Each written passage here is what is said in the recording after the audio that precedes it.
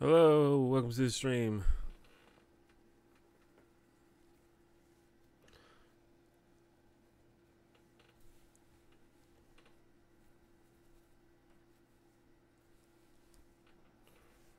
My head itches.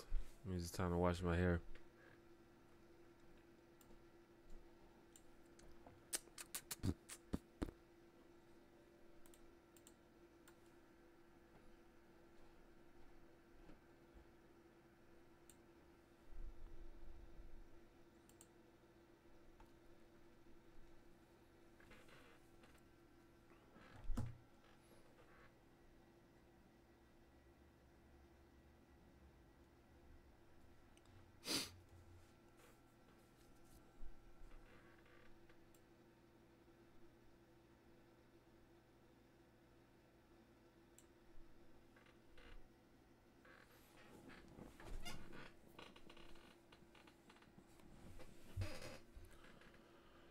Okay.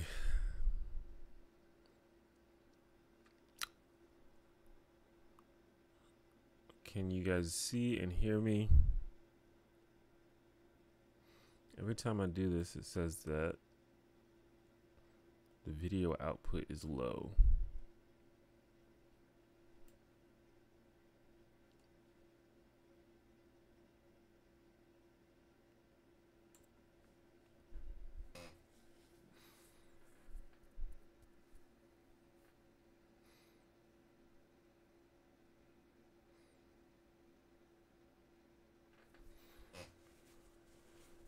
Anyway, welcome to the stream. For those that don't know, I stream every week, every Monday. I'm actually streaming on the right day at the right time for the change. But yeah, for those who don't know, I stream every Monday at 2 p.m. Central Time, and that's what time it is now, and that's what day it is now. I often have had to reschedule the stream because of things going on. There's actually been a lot of stuff going on for me recently, but we make it happen.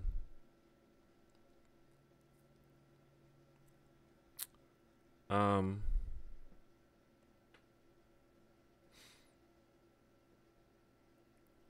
I interested in playing as Simon Belmont in the new game? Yeah, I mean, I want to try out everybody. I'm gonna try out everybody, see who's good. I'm like a pretty sort of competitive player, so I'm the type of guy that's gonna just play around with a lot of characters until I find one that I think I can do well with. I'm not like a character loyalist. I don't really care who I end up playing as long as they feel good. I mean, there's some characters that I know I'm not gonna play just because I have a thing against playing stupid looking characters. I just can't play characters that look stupid to me. So I'm not gonna play Mr. Game and Watch. I'm not gonna play King K. Rool just because they look stupid to me. But other than that, as long as they play well, then I'm okay. Actually, honestly, I may end up playing those characters eventually, but I probably won't main them. I have not played any Persona games. I don't know anything about Persona.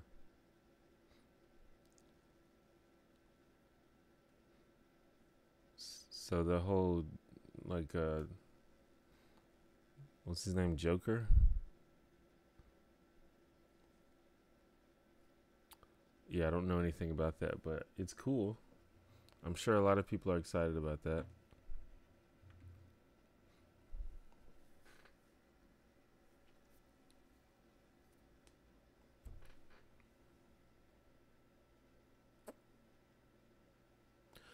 Also, just because the title references Smash Brothers, it doesn't mean that the stream has to be about Smash Brothers. It's just a title.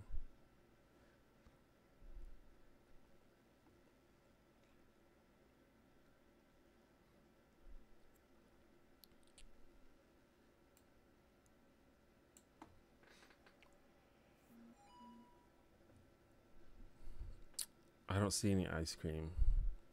Yeah, everyone seems to want me to actually have a Sundae on the stream.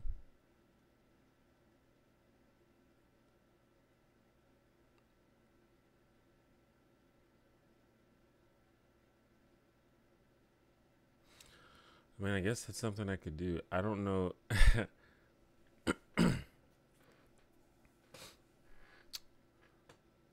I don't know how, because I try to avoid sugar for the most part, even though I made some brownies yesterday. And they were alright. It was my first time making real brownies. What's up, Emily?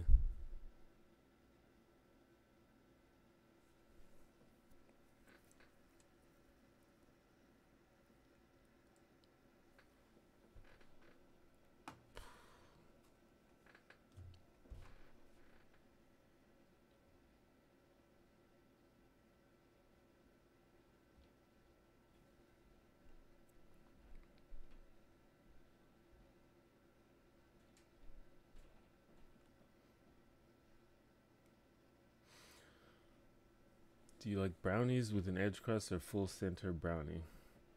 I feel like you gotta have the edge crust. It's like the best part. But I mean, any piece of the brownie is good. If the brownies are good, I don't think you're gonna be complaining about which piece you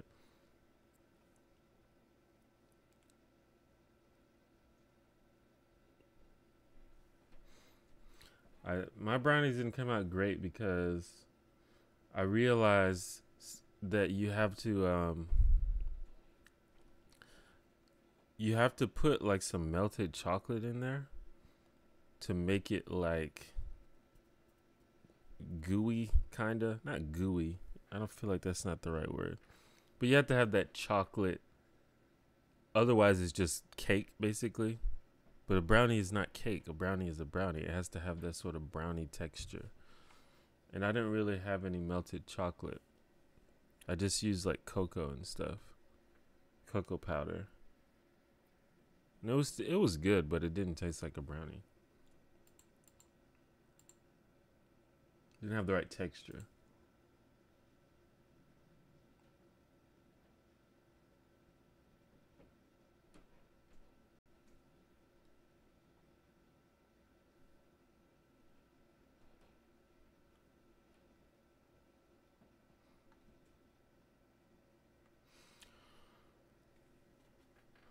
What's up, India?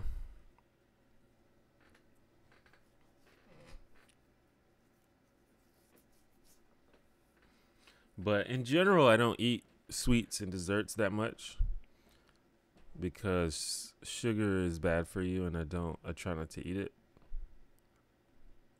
Although there are ways to make desserts that don't have sugar in them. And I'm going to probably be doing more trials into that sort of thing.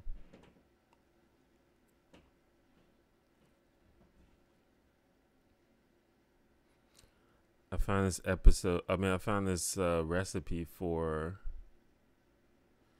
I guess they're basically keto muffins. So they don't have sugar. You use like coconut flour and I think that's it.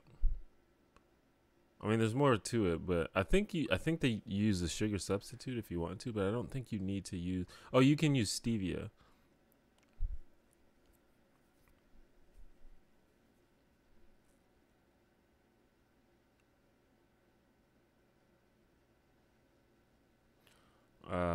What's up, Mabase?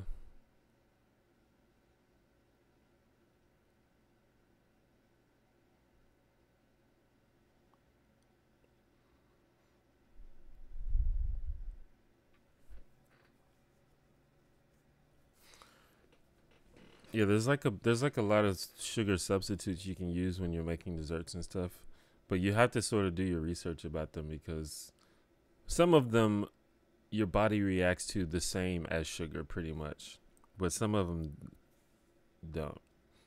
Like stevia is okay, and sucralose is okay. Aspartame is kind of controversial, but in terms of like spiking your blood sugar and stuff like that, it's okay. And there's some other ones like erythritol, I think it's called, which is supposed to be probably like one of the best ones. But then there's other ones like maltitol. That's like pretty much the same as sugar.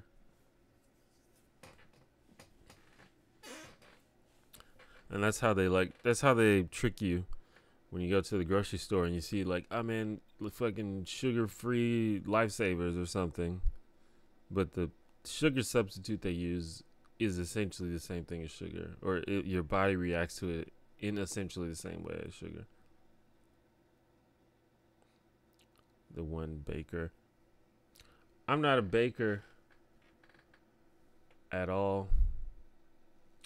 I much prefer stovetop cooking to baking. Baking is hard. But I do like the idea of being able to bake something whenever you want. Like if you just like, you know what, I want a cake right now. The idea of just being able to bake one is pretty appealing to me. So I'd like to know how to do it.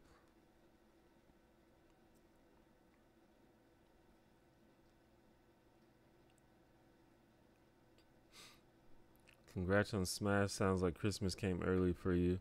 Yeah, that's sort of like my gift to myself. I was like pretty hesitant to do it because, you know, I had to buy a Switch also. And, you know, they're not cheap or anything. But it's one of those things that I know I'm going to get value out of. Because I'm going to play the hell out of Smash Brothers. I don't know. I mean, probably most of you who have come to a lot of streams know, but I'm like a huge Smash Brothers guy. I used to like go to Smash tournaments. I've been playing since the beginning. It's my game. It's like, that's my game. So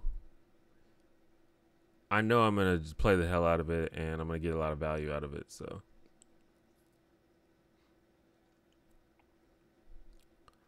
my nutritionist told me to avoid aspartame during pregnancy. Yeah, I don't know. I mean, there's a lot of conflicting ideas about aspartame, and it probably does affect if you have a specific body state or condition or something, including pregnancy. I wouldn't be surprised if it had adverse effects. According to the research I've done, in general, aspartame isn't bad for you, but it may be bad for you in certain specific situations. Pie is better than cake. I think in general, I agree with that.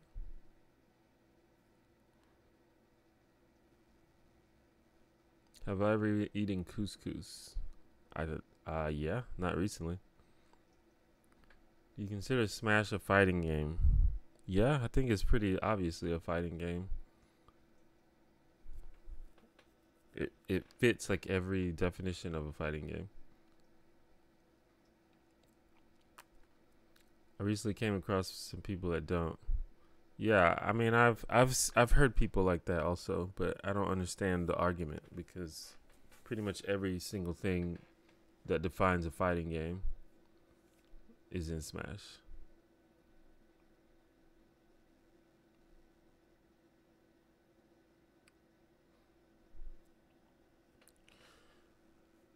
You tweeted recently, I'm right, so I get to be cruel is a position I'll never support.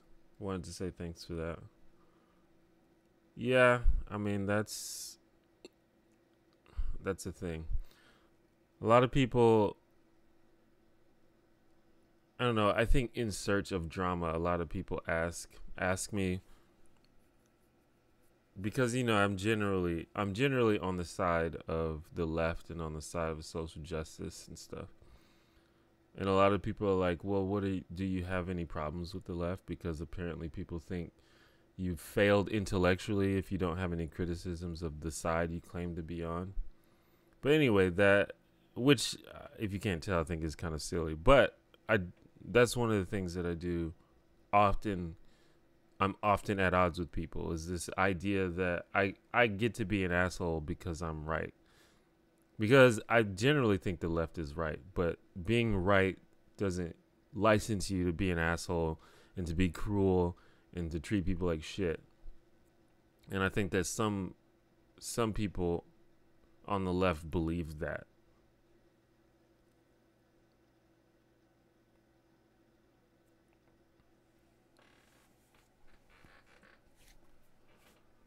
What's your favorite character in Smash? My favorite character, it just depends on the game. Like I was saying before, I'm a competitive guy, so like the character that's my favorite is the one that I think plays the best and feels the best to play. If you just want to know like my favorite character lore wise that has ever been in Smash, then probably Snake.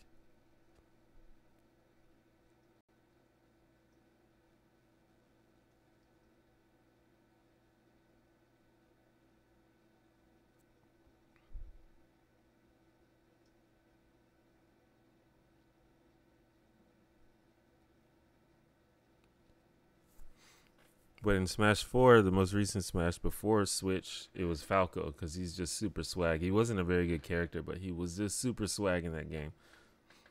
In Melee, my favorite character is Peach.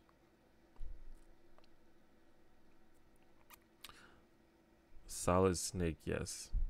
I heard one person explain that the best a pie could be is better than the best a cake could be, but the worst a pie could be is much worse than the worst a cake could be. I like that. I agree with that. Like, if you half-ass a pie, it's gonna be really bad. Or if you're just bad at pie, or if you go to a place that has bad pie, it's not gonna be very good. But with cake, you just bake some sweet bread, you put some frosting on it, and it's good. It's doable.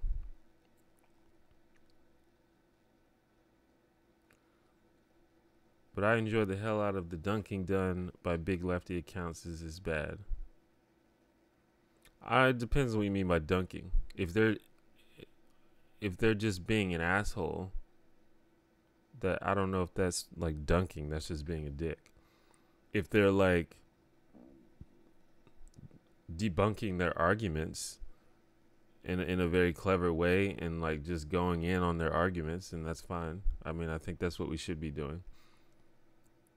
Like strategically humiliating someone, I think is fine. I think it's necessary. But just being an asshole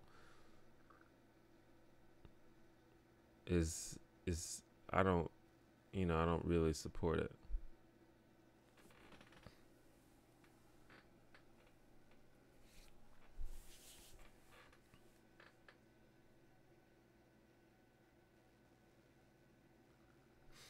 And it can be enjoyable. Like I've talked about certain things where it feels very cathartic and it feels good when you see people like just going in on people, but that's just sort of like this human urge we have for vengeance, and I don't think it's productive usually.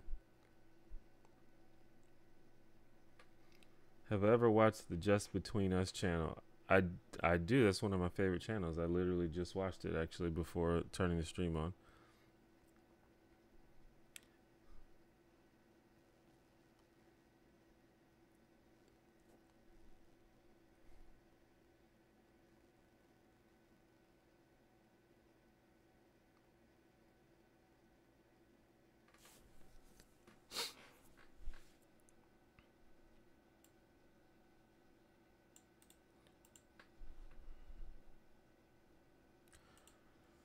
Can you address the yellow vest movement?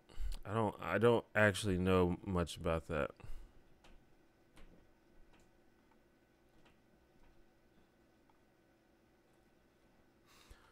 I've seen some headlines for it, but I didn't really look into it. This just happened like today, didn't it?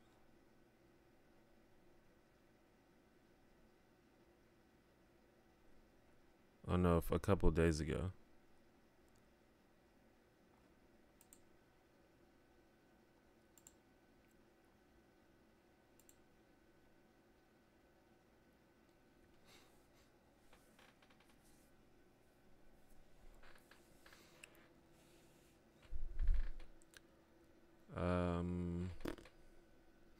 making fun of people on the right, typically showing how they're wrong in a typically insulting way. Well, it depends. It depends on what you're doing. Like, I don't support being an asshole, but, for example, H Bomber guy, I guess he dunks on people on his YouTube channel, and I guess it's kind of insulting sometimes, but I think that H Bomber guy's, like, the ethos of his channel is ultimately compassion and ultimately, I don't think like the idea of his channel is to be an asshole. And I also know that he's playing a character on his channel, because if you ever talk to H Bomber guy in real life, he's like perhaps one of the nicest people you'll ever meet. So there's like situations in where just for satirical purposes you can do that. But if you're just like genuinely being cruel to people in an attempt to actually hurt them, then I think that's bad.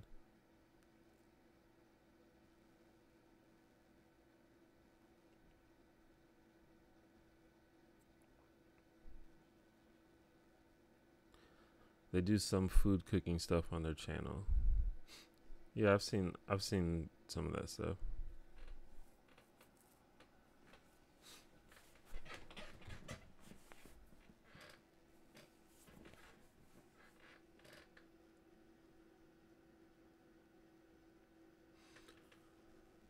Like the tweet that I made was in reference to basically someone saying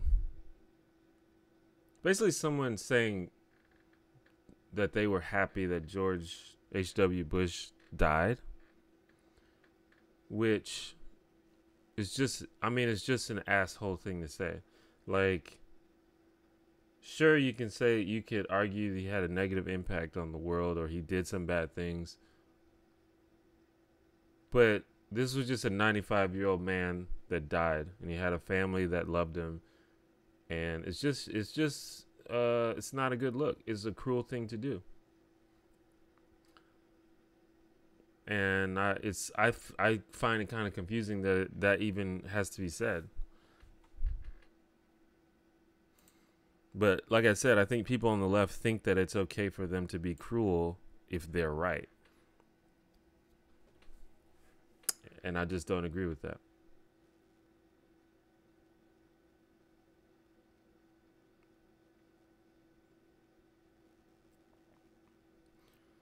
What made you change your mind on the term rape culture?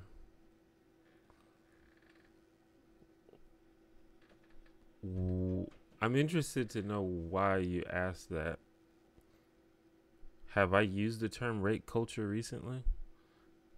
Like, how do you know that I changed my mind on the term rape culture?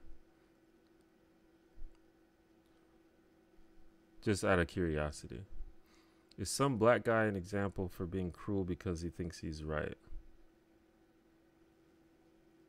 I don't follow some black guy. Is he cruel? I feel like I've never really seen him be cruel.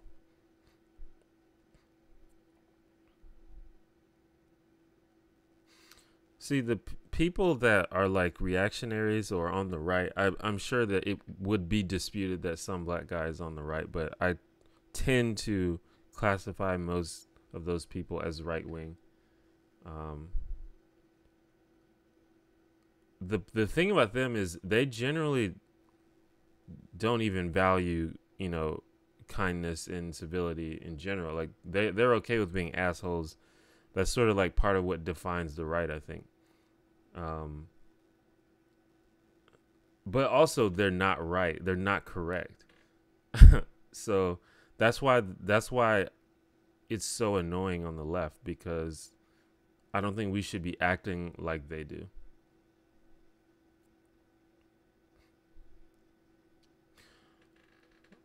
Well, the thing is, the last time I tweeted about rape culture, I tweeted the reason why I changed my mind on it. So I'm trying to think of any other time that I tweeted that. Anyway, what changed my mind on the term rape culture was watching ContraPoint's video, Western Rape Cultures, which I think you should watch.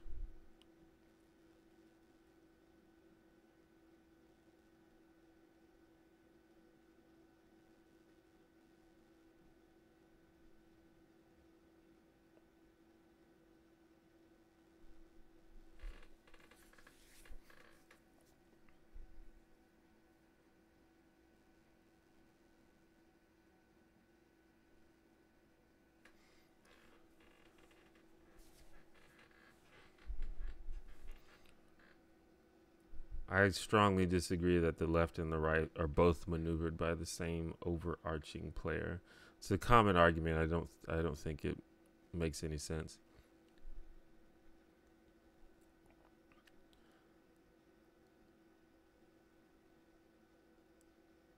Do you think wearing lipstick, putting on high heels, etc., contributes to sexual harassment in the workplace? Did fucking Jordan Peterson just join my chat?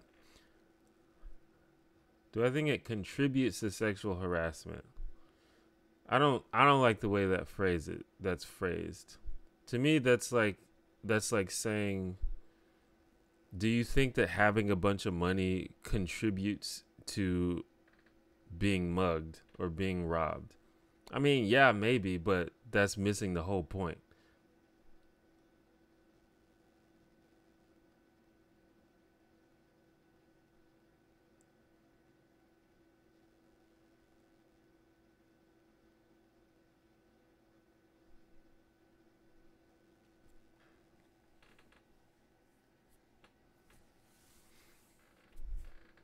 That's just like a sort of a slick way to victim blame.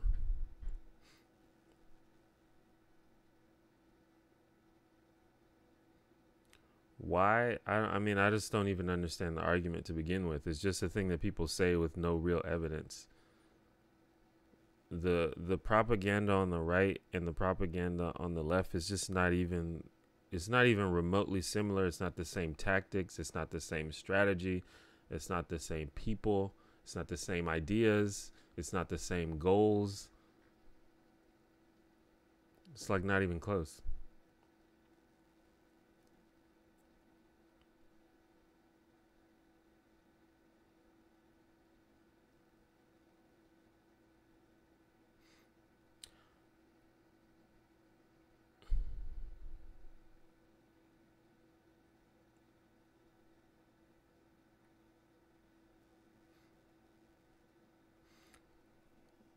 I mean, it is. I can imagine a situation where a woman comes into work and she's wearing more makeup than usual, so she looks more physically attractive to the men in her workplace, and thus the men in her workplace might be more inclined to hit on her. That's something that I can imagine happening. But that's, again, it's missing the point. It's victim blaming.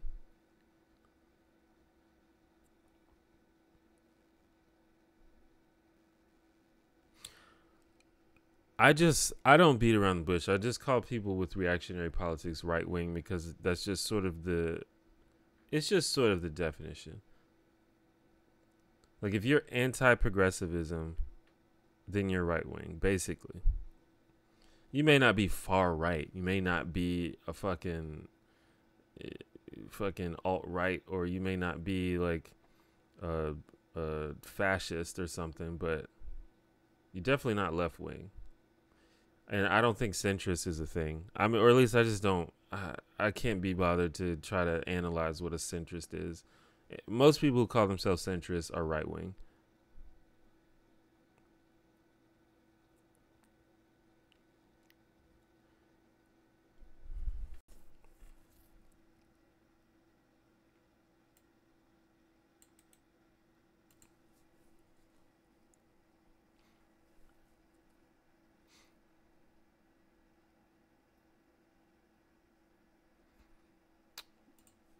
I have never. I don't know anything about the Skeptic's Guide to the Universe. Was that a podcast? Yeah.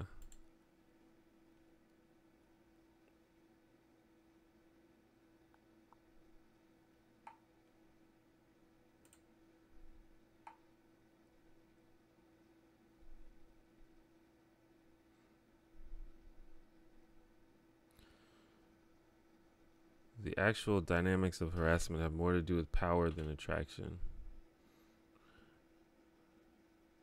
I mean, that's part of it. I don't think that's the whole story, though. Speaking as a straight man who has probably sexually harassed women before, sometimes sexual harassment occurs just because you see someone you're attracted to and you feel compelled to say something inappropriate.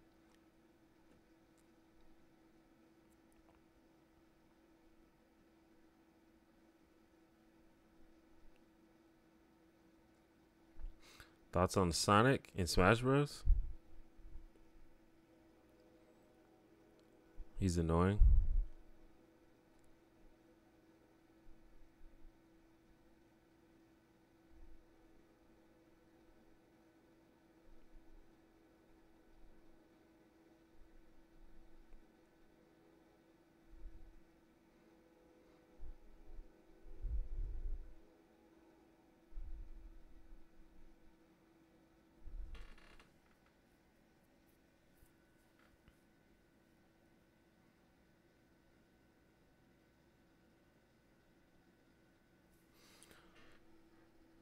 I can assure you that you can look like shit at work and still be harassed. Yeah, I agree. I didn't say anything to dispute that.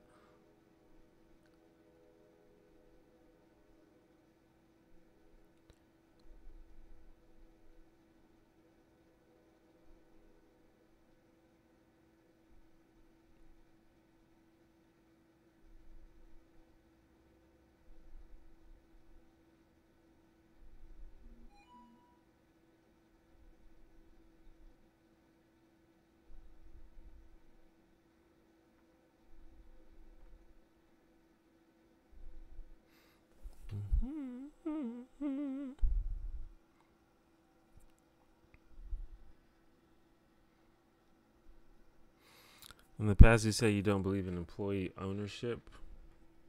Why are you against that? I don't think I said that I was against employee ownership.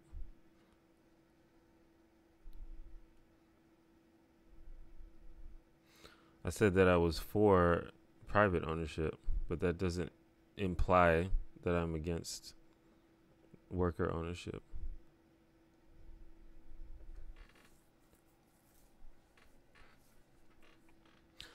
Can I just say I think this Q&A session is really cool. I'm going to start donating at Patreon. Well, that would be much appreciated. I appreciate it.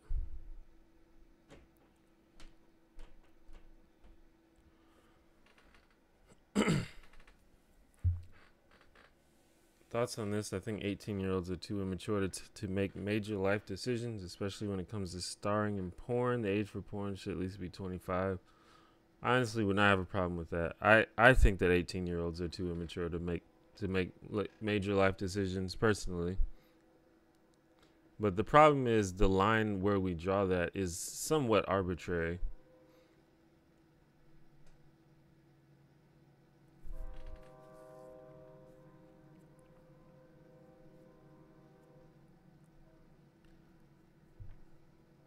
What's your favorite character to use? It depends on the game. In the last game, it was Falco. And we'll see who it is in the next one.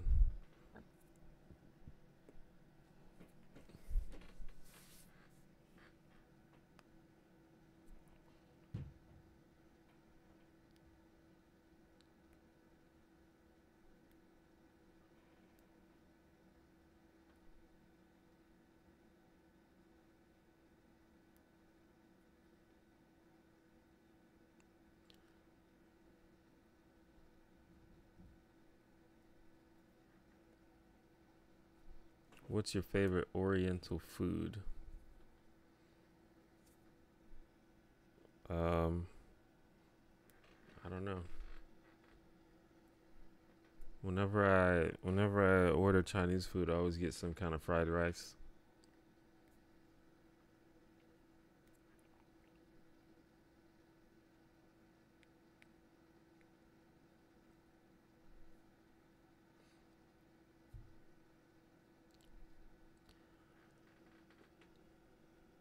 Anyone who is like a certain age, like anyone who's 25 or older, probably would agree that 18, when you're 18, you kind of don't know anything about anything. People who are 18 probably don't think that, but after you get a certain age, you realize, God, how was I allowed to do anything when I was 18? I didn't know shit.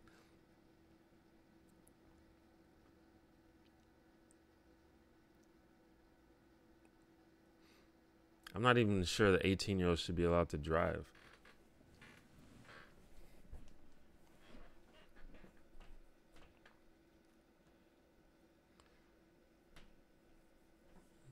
Kirby is a very popular character. Kirby is like, on a competitive level, Kirby has not been good for a while though. But he's fun.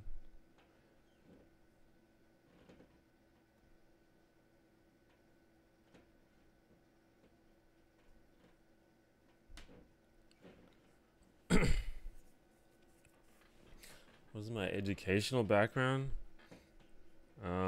I went to college for like 5 years and then dropped out. That's about it.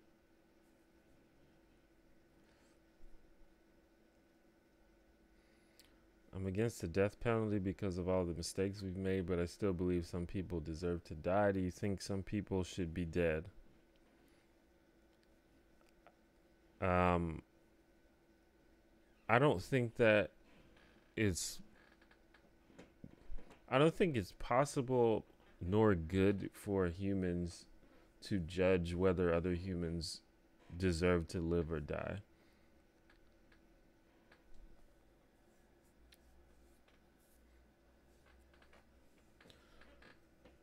Oh, what's up, Casey? Apparently we are talking Kirby. I feel like Kirby is a good introductory character too for people that are like new to Smash or like not that like well versed in it. And he's like pretty decent. He's usually a decent character. He hasn't been like a really good character in a while, but he's usually decent. I haven't seen Sorry to Bother You. I think it's like, oh, it keeps getting shown to me on YouTube. Maybe I'll just rent it on YouTube for like $3. So I played the Metal Gear Solid games. Yes, Metal Gear Solid is probably my favorite video game series ever.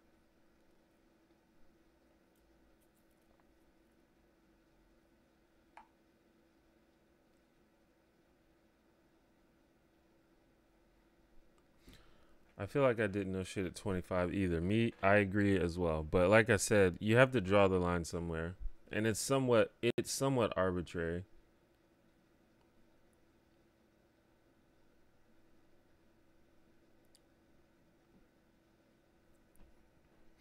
What's something you would want us to ask you on the live stream? You would like to talk about? It doesn't matter to me. You can ask whatever you want. I like playing Ultimate, but he's garbage. I just like him in his games too. Yeah, all the Kirby games are awesome. I like them because they're easy, but they're also just really fun. Yeah, people are saying I looked at a tier list. People are saying Kirby's pretty low tier. Apparently, Inkling is really good.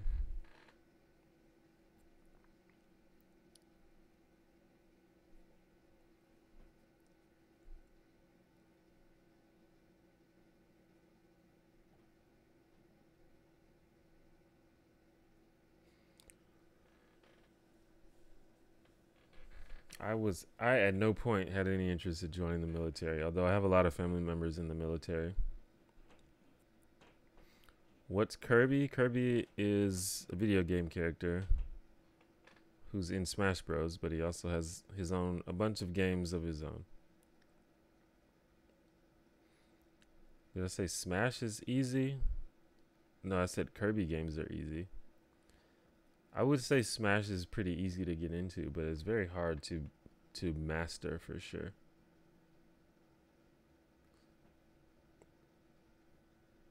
Smash has very simple controls compared to other fighting games. But I would say like the skill ceiling of Smash is way higher than almost every fighting game. Kirby's Dream Land is one of my very first video games, so he has a special place in my heart.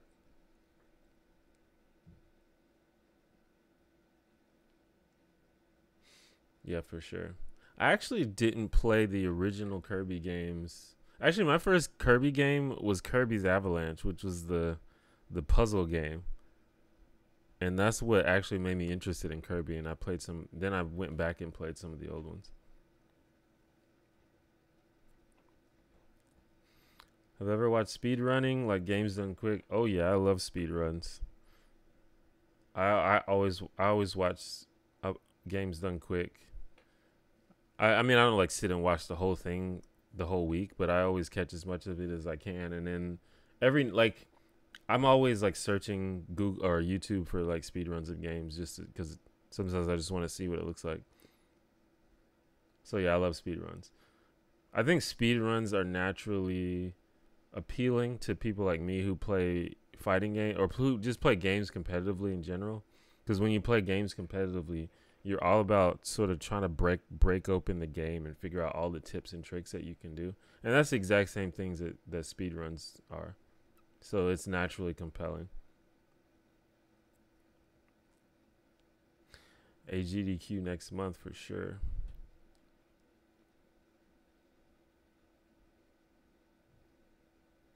I really like, to me, the best speed runs are like old school platformer type games, like Castlevania speed runs, Mega Man speed runs, stuff like that. To me, those are like the best speed runs. But there's some other really good ones too.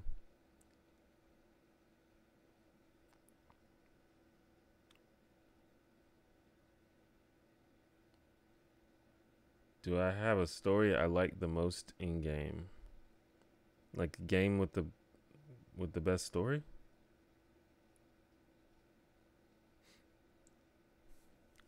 I mean, I love, like I said before, I love Metal Gear Solid, and it has a really good story.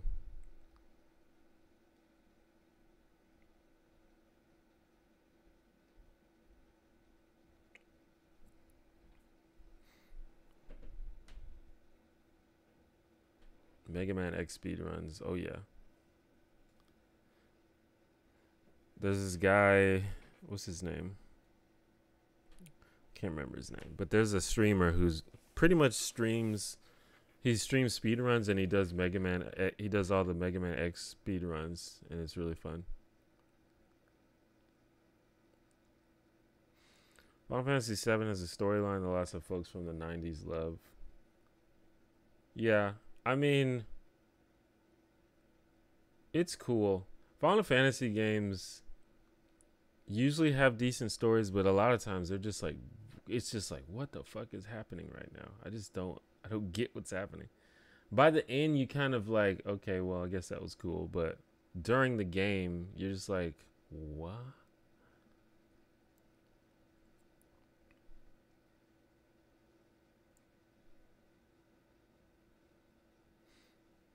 You're gonna create some drama. I feel like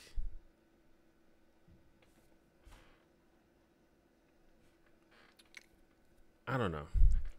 I feel like Final Fantasy VII is important to like a group of people that were like born between like 1980 and 1990 maybe. Well, from what I understand, the Kingdom Hearts story just actually makes no sense. I've only played Kingdom Hearts 1 and 2, but there's like 12 Kingdom Hearts games that you have to play if you want to get the full story. And I have no intention of doing that. But I love Kingdom Hearts because you get to have Disney characters on your team. Can't argue with that.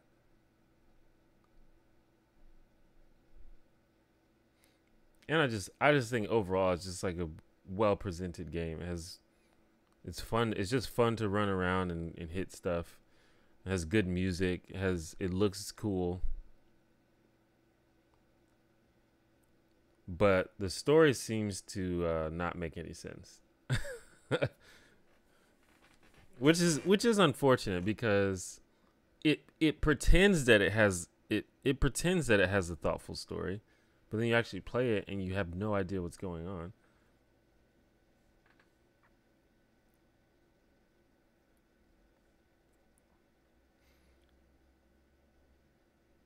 Snoopy tennis.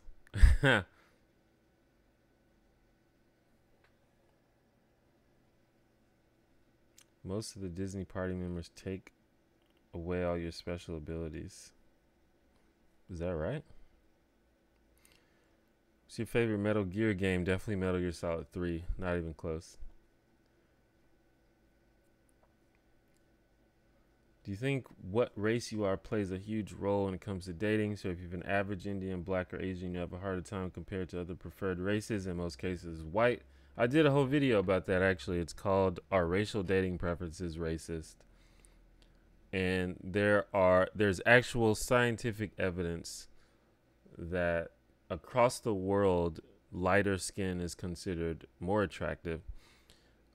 And especially in Western countries, white people are considered the most attractive, and Asian women, but generally the trend of lighter skin.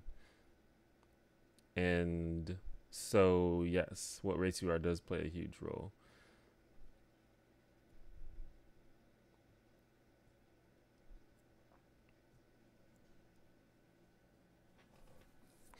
Oh, I remember the Game & Watch.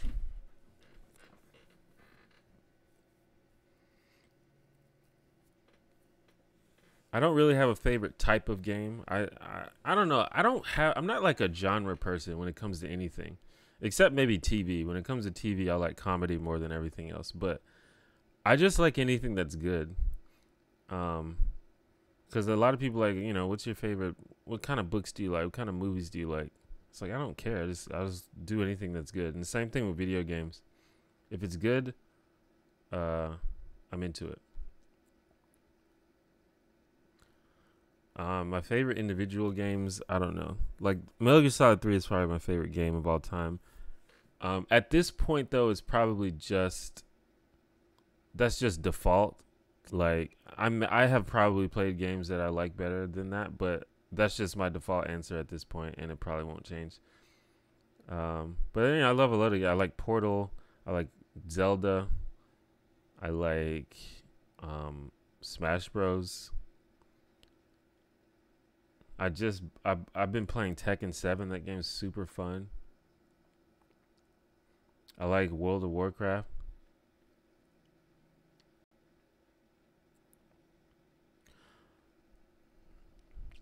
All right, Casey. I'll holla.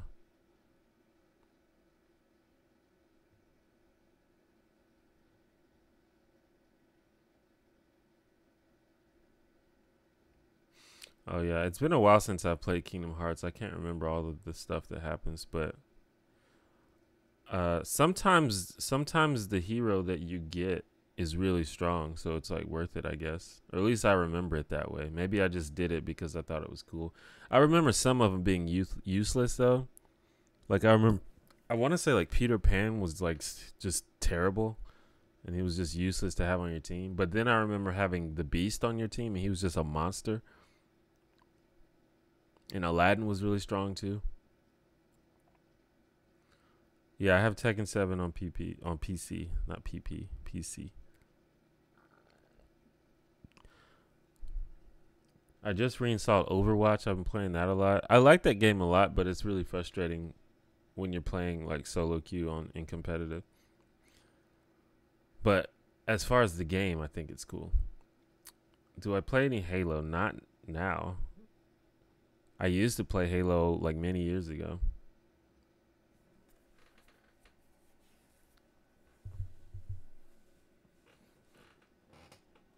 Do you have a genre that I don't like?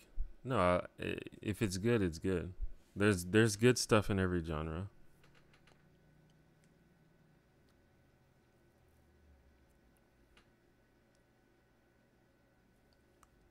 Guns of the Patriots was a huge disappointment for me.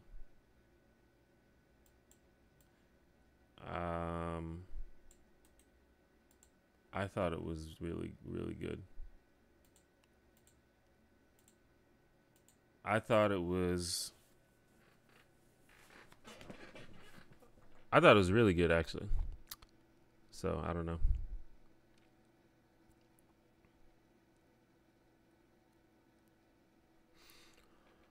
Who would you want to see host the Oscars? I literally cannot care less. Do you think The Witcher 3 is overrated? I have never played The Witcher 3. I've played a little bit of The Witcher 2, and it wasn't really for me, but I could see why people liked it. Most people I know like The Witcher 3, though. And, you know, a lot of good things have a shitty fandom. Just because the fandom is bad doesn't mean that the actual thing is bad.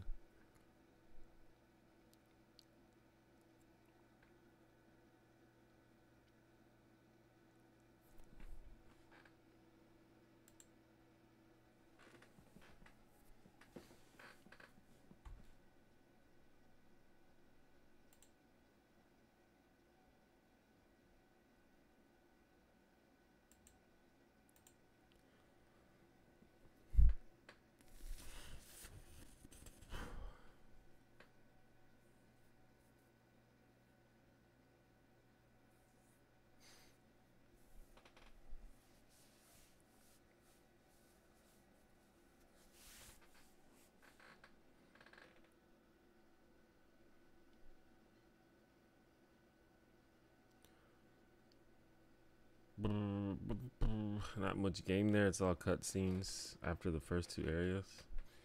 I guess. I mean, that's fine though. I mean, if you play Metal Gear Solid, I feel like that should be expected.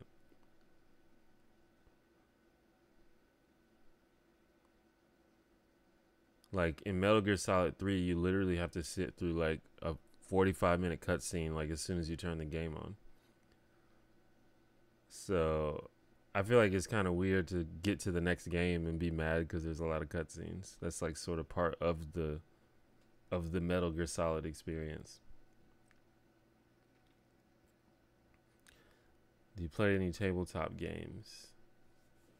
Not really. I would be interested in playing some though.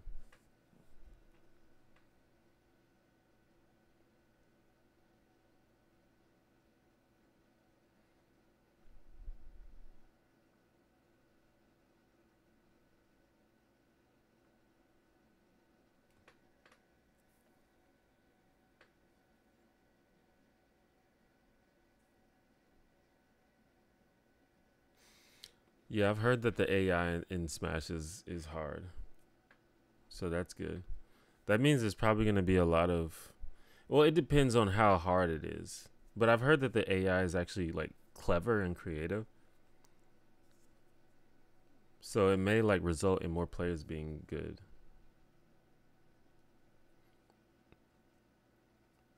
What about card games? I'm down to play some card games. I'm down to play Spades. I like Texas Hold'em too.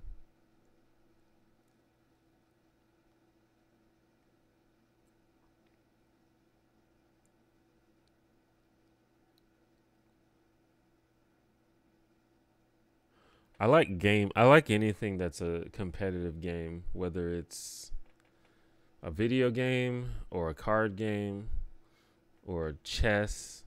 I'm just a competitive person and I like playing well-designed competitive games. It's sort of my jam. And I would play sports, but I'm a little bit out of shape. Just anything that's competitive, I'm into it. I played a lot of Magic the Gathering growing up. I played a little bit of Yu-Gi-Oh!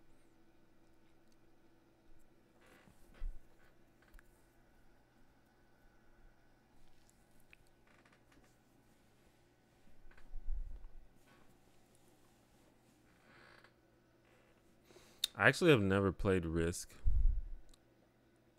but it seems like it would be fun. There's a game you waited for a long time. You played with, but you were disappointed. I don't know. I can't think of.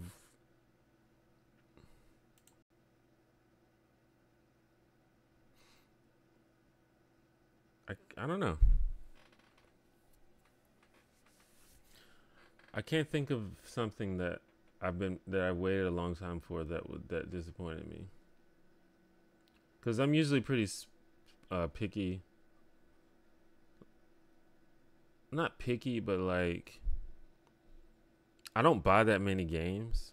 So if I buy a game, I pretty much have to be certain that I'm gonna like it.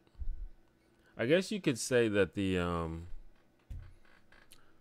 new expansion for WoW was kind of disappointing for World of Warcraft, and I was waiting for that. So maybe that's an example.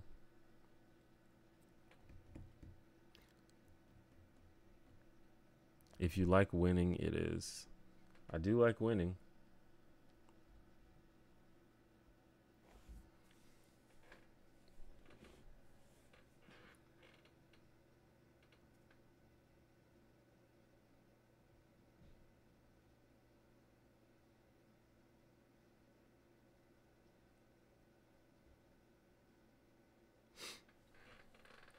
But once I get Smash Bros, it's in the mail. Once I get it, I'm probably just gonna be playing that for a while, almost exclusively. Also, I'm gonna try to stream it on Twitch. So if any of you are interested in watching me play Smash Bros, you can follow me on Twitch, twitch.tv/theonejanitor.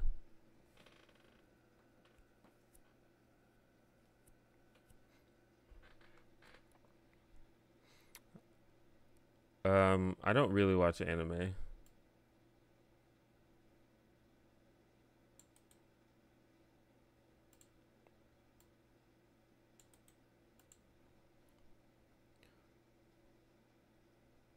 I don't know much about Cyberpunk 2077.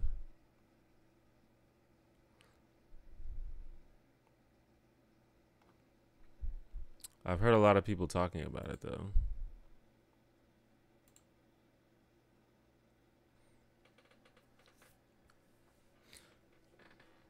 Yeah, well, I've been meaning to try to get my Twitch channel going.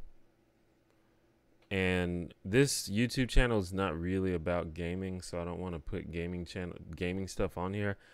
And I have a gaming channel, but I don't know, streaming games on YouTube is still like, I don't know what's going on with that.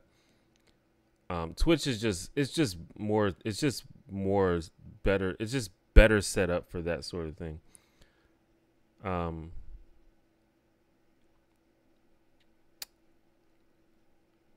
And I've already got some followers on Twitch who hopefully they will come back and watch me once I start streaming again. Who knows? Because it's been a while. But yeah, I'm not gonna spam this channel with gaming stuff. I'm sure we've already alienated half the people watching the stream because we're talking about video games the whole time. But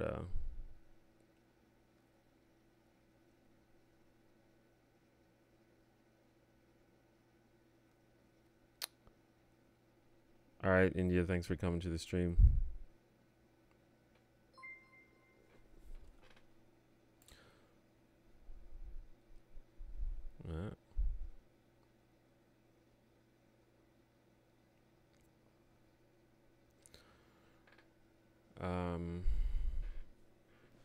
This thing just made a noise, but nothing happened. Well, I don't know anything about anime, but you guys are free to talk amongst yourselves about anime.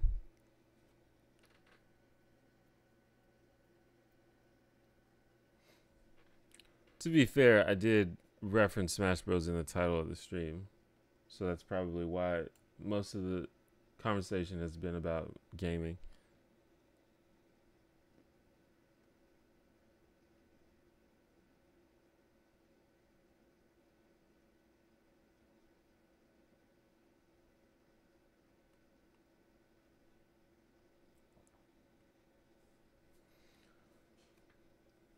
Do you raid in WoW or casual player?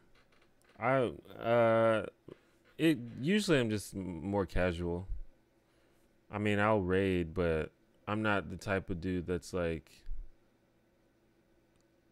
that's gonna be, scheduling raids and stuff.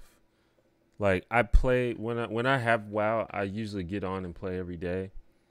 And if I feel like raiding and my guild is raiding, then I'll go do it. But it's not one of those things where it's like, wait, what? Oh, I thought my thing froze. Anyway, it's not one of those things where it's like you fucking you need to be here every Tuesday at 8 p.m. or you're out of the guild. I'm not dealing with that sort of thing. And honestly, I like PvP more than I like raiding, so. And it's usually pretty easy to find someone to PvP with, and you don't need like 20 people. You just need like 2.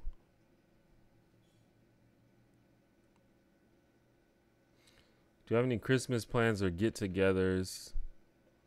I don't know what the plans are, but my family always gets together for Christmas, so I expect that to happen. We always get together, have a big dinner, that sort of thing.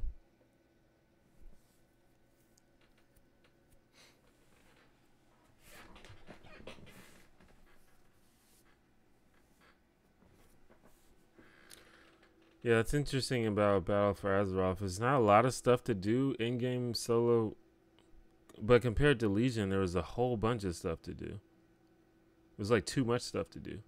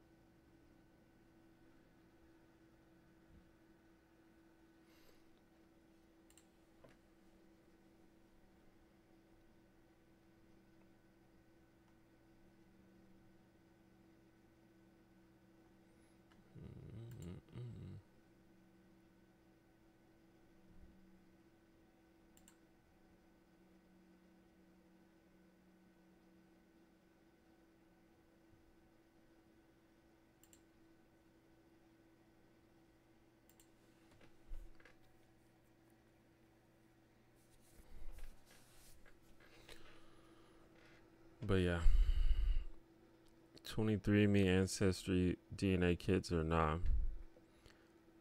I mean that's fine. I've never done it. Just be prepared that almost certainly your genetic data, your DNA data is being sold to third parties. That's almost certainly happening. They say that they could use it for like medical purposes, but obviously it's going to be used for commercial purposes. Like, come on. But I don't necessarily have a problem with that. But I can see why a lot of people would. So.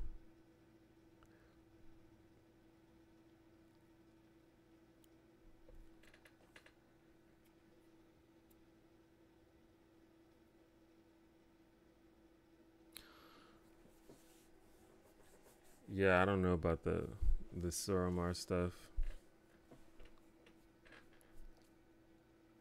I really enjoyed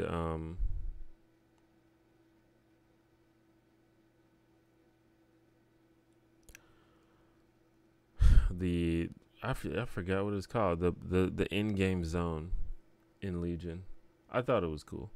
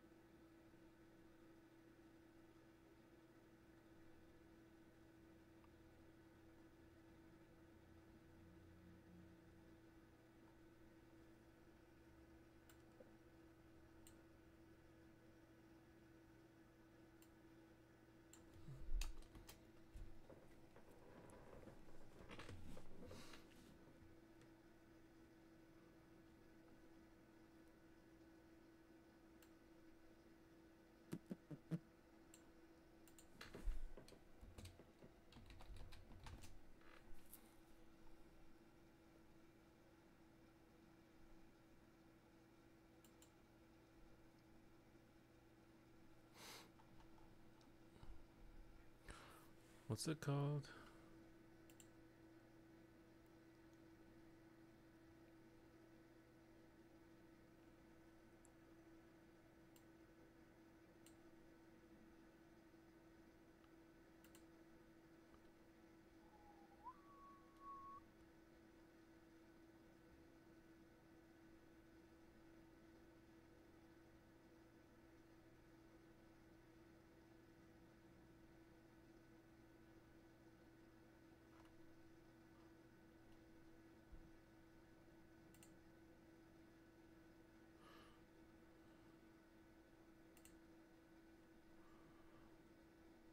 Yeah, Argus. That's what I was thinking of. I was trying to figure it out.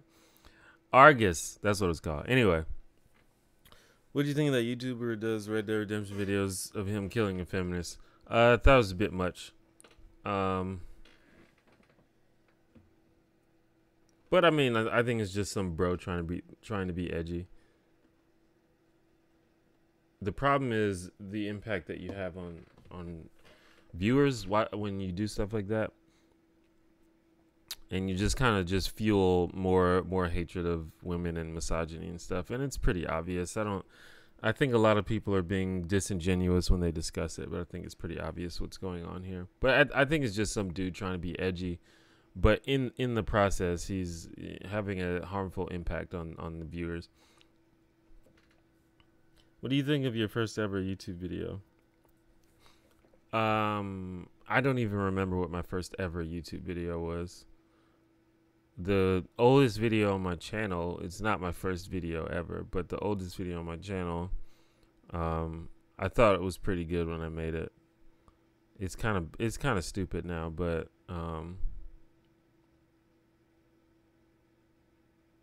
may have already hidden it. I don't even know what the oldest video on my channel is, but I'm sure it's bad. I'm sure it's really bad, so.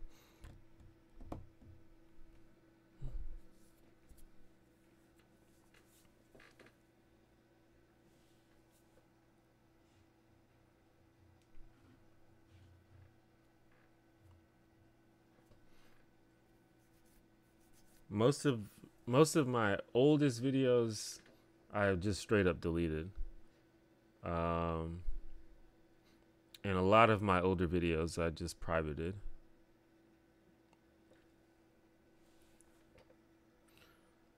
What do you think of the new Godzilla trailer? I didn't even know there was a new Godzilla trailer.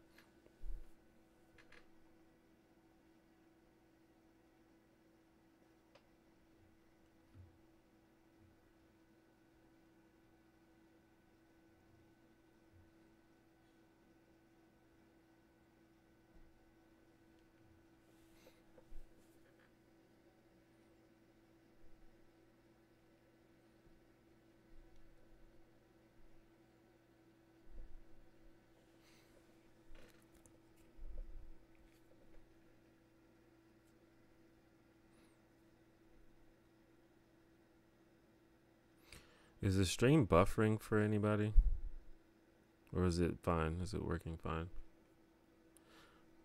I think it is about time for me to wash my hair. I haven't washed my hair in a while, and it's like looking real dirty, and it itches a little bit. So that's not a good sign.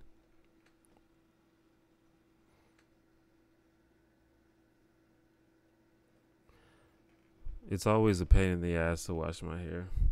It's like the worst thing about it. I put a little, I don't know if any of you follow my Instagram, but I put a little bit of temporary hair dye in my hair. You can still see it. It's like faded now, but you can see it a little bit. But I don't even know if it's going to wash out, honestly. But I'm probably going to figure out a way to dye some of my dreads.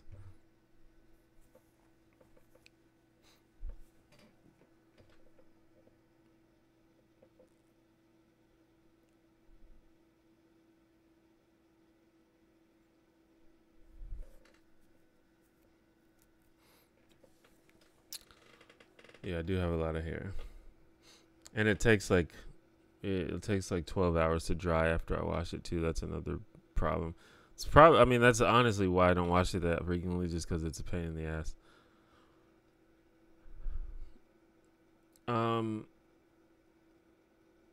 How does taking care of your hair work with dreads? Well, for me, it doesn't really require much maintenance because my hair is just sort of naturally free-formed. So I don't really have to think about it that much. I just have to wash it every now and then. For some other people, they have to sort of put stuff in it and have to get it retwisted and all kinds of other stuff, but not me.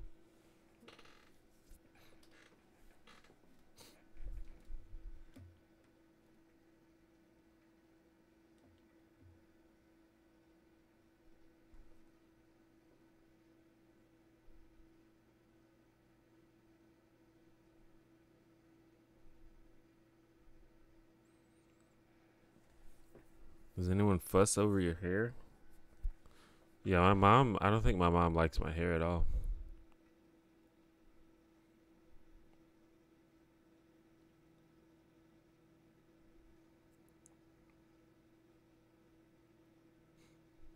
I'm probably going to end up trimming it.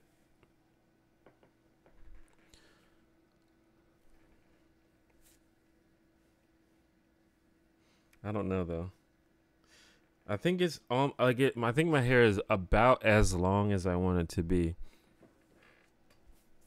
Like it is pretty much as down. It pretty much goes down my whole back, and I don't think I want it to be longer than that.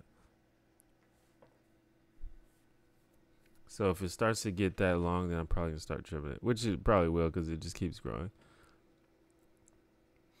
Like people, a lot of people say that the hair stops growing after a certain point, like it just stops, or maybe it just like falls out so it stays a certain length. But my hair appears to just keep growing. It just doesn't stop growing.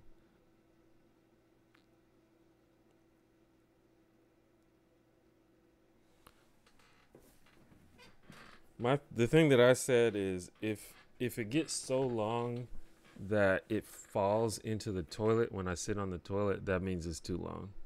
And it's like almost to that point. That's like my limit. I can't deal with that. That's bullshit.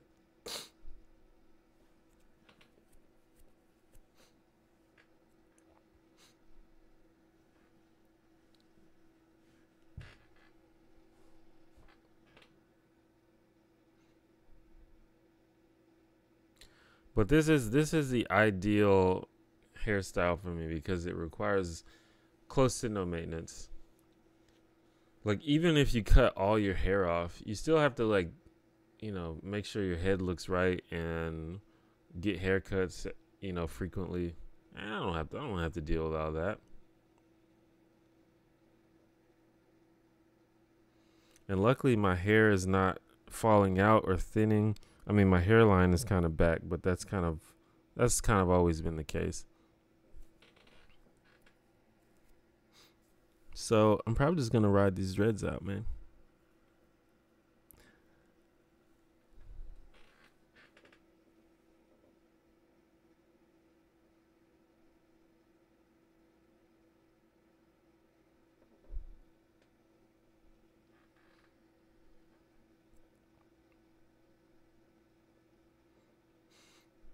And I'm probably going to put some color in there.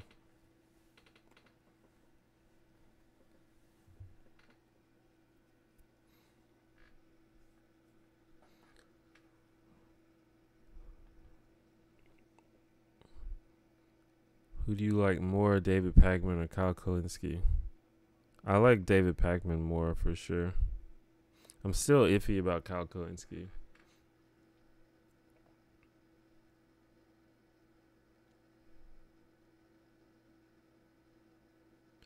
I feel like Kyle Kalinske is more like, I don't know, it's hard to describe what I mean. He just seems more like I don't know. Like when I watch Kyle Kalinske, a lot of times, not all the time, but a lot of times, I feel like the video it's almost like look how much smarter we are than they are. It's like man, these stupid conservatives or these stupid liberals, and look how much smarter we are because we're progressives. That's kind of like the feeling I get for a lot of their stuff, or a lot of his stuff. Yeah, and then every now and then he's on that sort of SJW stuff, which is always a turnoff for me. Whereas David Pakman to me seems more into sort of like fact finding and making good arguments about things, and it's less like bro-ish kind of.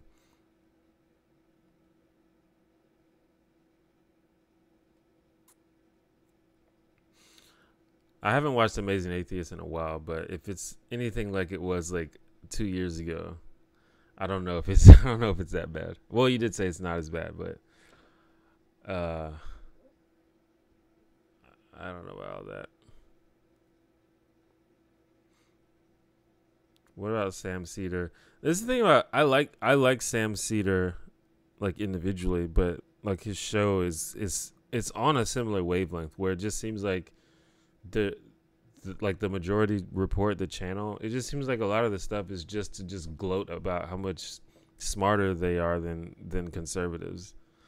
But I think Sam Cedar as an individual is like, he's really cool. Like he's really smart and he's good at making arguments.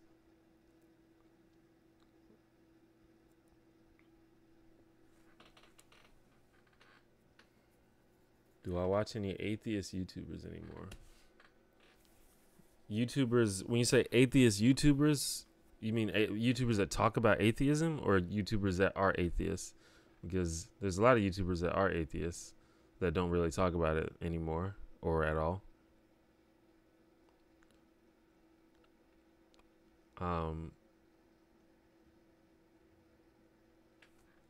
Like Steve Shives is an example of a YouTuber who used to talk about atheism a lot, but kind of doesn't that much anymore, and he's fine.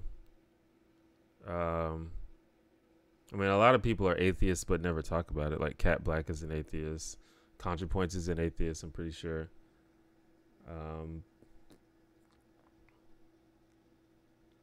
Like all of them. Most of them are atheists. Most leftists on YouTube are atheists. The only people I can think of that still talk about it specifically that I still watch are TMM, who's probably the best one currently that still talks about atheism a lot. I guess, does Cult of Dusty even still talk about atheism?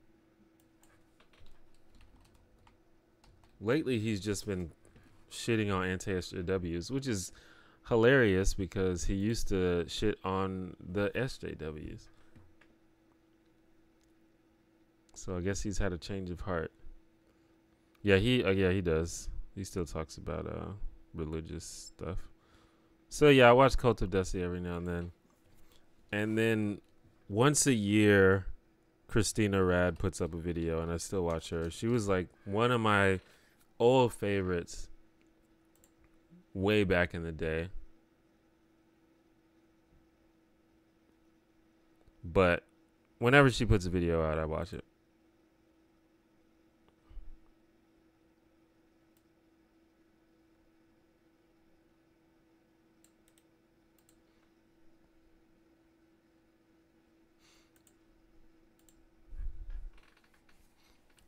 But it's not that interesting to me anymore. Like the whole atheist stuff. I think it's interesting every now and then just to hear how religious people have evolved their arguments and to see if there's anything interesting that people are saying. There usually isn't, but every now and then you hear like a newly designed religious argument that while obvious, like usually easily debunked, it's interesting the ways that they come up with arguments. But in general, that sort of thing is not that interesting to me. If I watch somebody, it's because I think that they are personally entertaining, or they are insightful, and they say like philosophical things that I think are interesting. Like that's what I feel about TMM. Like every now and then he proposes an argument that, while I never like agree with the religious people on religion, but he'll propose a counter argument that I have not thought of. So it'll be interesting in that way. And then there's some people like Christina Rad that I think are just really funny.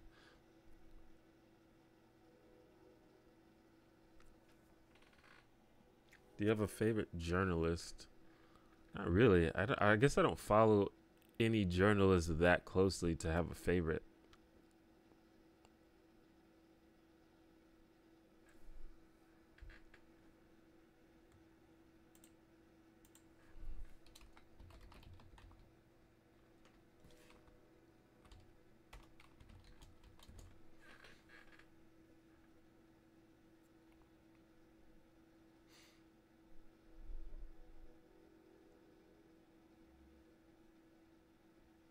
Is Don Lemon a journalist? I like him. Do I still watch Dan Brown? I do still watch Dan Brown. I have not watched recently though. Well, I don't know, his channel has been like just all over the place for the past few years. But it seems like he's mostly focused on politics now, or maybe not. He's like cooking on his channel and stuff now. Like what's going on? Like for a while he was talking about politics. And then wait, I mean to do that. And then like his most recent videos, he's like cooking. So I'm not sure what's going on. But I like Dan Brown. I think he's a great person.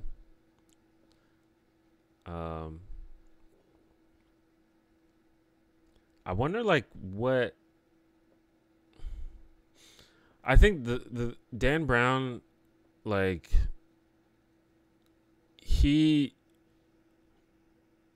I think he was unlucky in that the time when he was going the hardest on YouTube was the time when the whole YouTube algorithm shit was like out of whack and no one knew what was going on.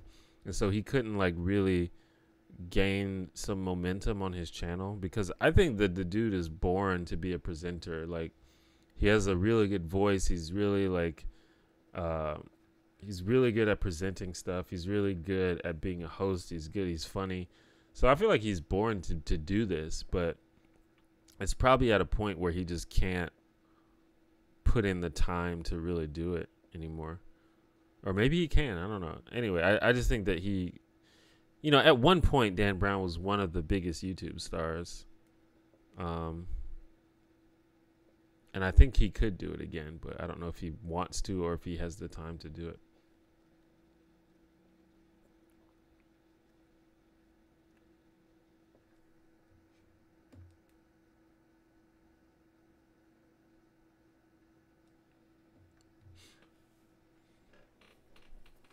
But I know about that because I also at the same time was really struggling with my channel, and I didn't really know how to grow it or what I was doing. And I feel like a certain type of content was just hard to grow. That was when just vloggers and gamers just ran the website, and everything. People who were like uploading 13-minute Let's Plays every day, those were the people that are getting all the subscribers. But people who were just doing like thoughtful vlogs about, like politics and social issues, it was really hard to grow at that time. But that changed, I don't know. They make these tweaks in the algorithm, and just all of a sudden, certain people started blowing up.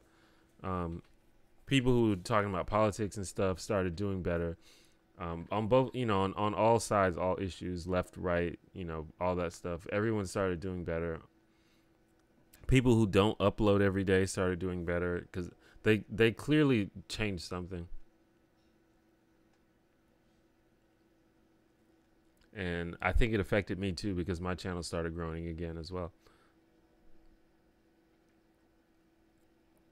Yeah, chocolate that it is that Dan Brown. That's sort of how he first got noticed on YouTube, is from his Rubik's Cube tutorials, and then he sort of like leveraged that into building an audience and starting like a sort of a variety vlog channel. And then for a while he was like one of the biggest stars, and then his channel sort of started to suffer, and then he sort of made a comeback, and he was doing a lot of like thoughtful videos about politics and education and just stuff like that. But he never really caught the same wind that he did before. Just checked out David Pakman. Do people consider him part of left YouTube? I guess, I mean, at least tangentially, usually when people talk about left YouTube, it's people who do like video essays and that sort of thing. David Pakman is kind of like a news dude. He just sort of comments on the news, like the current news. And I think that's not what people are talking about when they talk about left YouTube. They talk about people who are sort of talking about big ideas and making video essays about different ideas, and not necessarily commenting on the news of the day, which is what David Pakman generally does. And also, depending on who you talk to, LeftTube only consists of people who are anti-capitalism. But in that case, I wouldn't be a part of LeftTube because I'm not anti-capitalism. And David Pakman is not anti-capitalism. But I think that most people consider social democrats and democratic socialists and people who want to reform capitalism as part of LeftTube. And in that case, then David Pakman and I would be involved. So it just kind of depends on who you ask.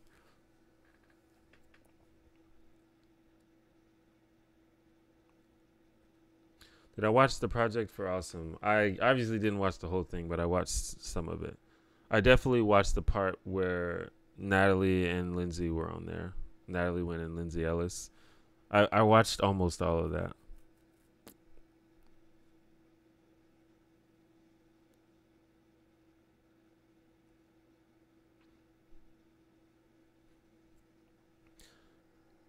Am I a social democrat? I guess.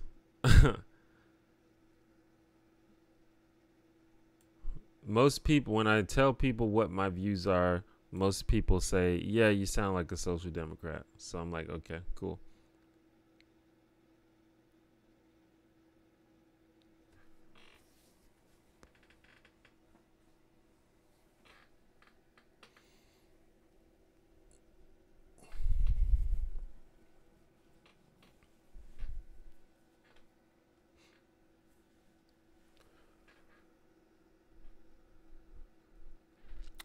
I think that LeftTube has sort of evolved because I feel like a lot of LeftTube channels started as a reaction or a response to the rise of sort of reactionary anti-SJW type stuff on YouTube. And a lot of people realize, hey, these people are bullshit. We need to resist this and we need to make a response to this. And I think that's where a lot of channels started. So it started off as a social justice movement. But of course, social justice is inexorably tied to economic justice. And I think that a lot of it just naturally evolved into critiques of capitalism. And I think that's what most people think of when they think of LeftTube, is critiques of capitalism. But of course, some of us don't do that. Like I don't do that. Maybe there's hints of it in my videos. Like I just made a video talking about how America is not that cool. And obviously that's a part of that is the capitalist system that we have here. So I think a lot of the people who did social justice moved on or just evolved into critiques of capitalism. And I think that's what most people think of. Yeah, I would much rather people ask more specific questions about political views than ask what label I am. But I think you can be very general. Like, I think it's obvious if someone is like generally on the left and generally on the right. To me, that's pretty simple. And then obviously no one is going to be on the exact same point on the line as someone else. And that's also why some people try to think of it as a graph instead of a line, because you may be very sort of libertarian or very freedom based, leave me alone based on certain things, but you also may be more authoritarian, more, hey, the government needs to step in and make sure this happens on other things. And it just depends on the person. But if you're, for example, if you're critical of or just outright anti-capitalism, you're probably on the left. That's a safe thing to say. Especially if your critiques of capitalism revolve around how capitalism negatively affects vulnerable groups of people, including minorities, then you're probably on the left.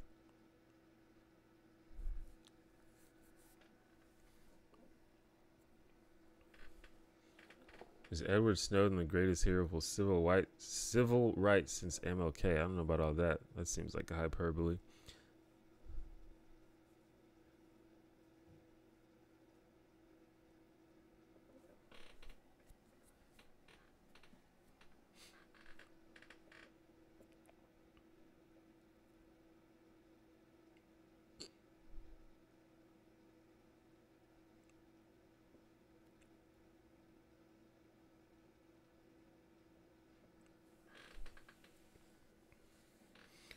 But in general, it's more useful to talk about people's specific views than to just say, are you on the left or are you on the right? That's why the whole SJW thing is so obnoxious, because the term SJW doesn't apply. It doesn't mean anything, because it can't refer to any specific worldview, because every single person who is supposedly a SJW has different views on different things. So it doesn't really mean anything. That's why when people like vaguely talk about the left, that it's hard to really even know what they're talking about.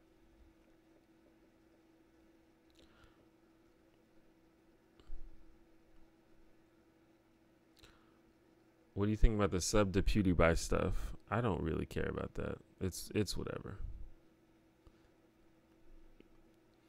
Remember when people were saying Bernie Sanders isn't popular with African Americans? Is that true? If yes, why? I think it's true. I know that compared to Hillary Clinton, he was less popular with African Americans. I think that Bernie Sanders in general has made a lot of statements that were sort of tone deaf with regard to race, and just like not even just race, but just like group politics in general.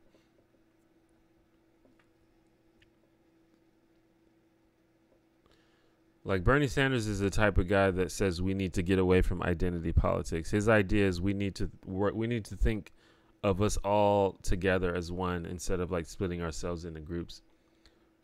Which I think that's unappealing to black people, and anyone that identifies with a specific group.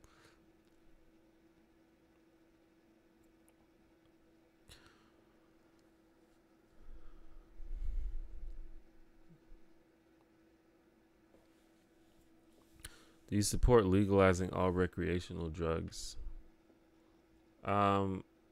I generally support decriminalizing drugs. More recently, I've sort of evolved that opinion to say if you're doing a drug that is very likely to hospitalize you or kill you, then I'm probably okay with keeping that illegal. Because at that point, because my thing is, I don't think that my whole reasoning is I don't think the law's purpose is to protect us from ourselves. If you want to do something that's harmful to yourself, that's fine. I don't. That's on. I don't think it's my job or the law's job to make you not do that. However, when you are doing something that is going to cause yourself to be hospitalized or be killed, that again, that puts a strain on something outside of yourself, because now we have to use resources, we have to get you in an ambulance, we have to put you in the hospital, we have to use our shit to try to treat you, we have to do all this stuff to deal with you because you did this thing. And that's, at that point, what you're doing is putting a strain on something outside of yourself. And if we can prevent that or limit that by making that thing illegal, then it's probably a good thing.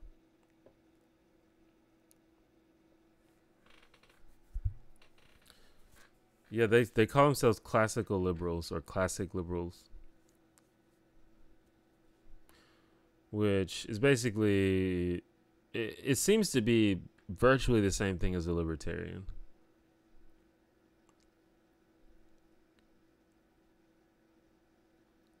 Or like a conservative libertarian.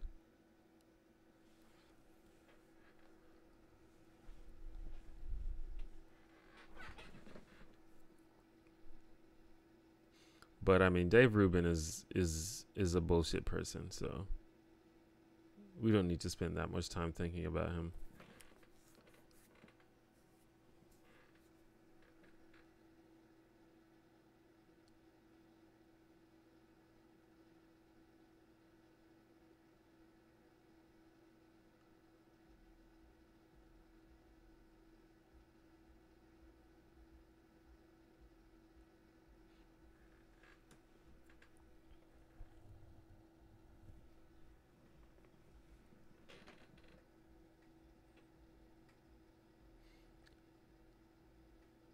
Could you not just say, okay, don't help me if I have a really bad trip? Well, for one, you can't say that. For one, that's just not going to happen, especially if you die.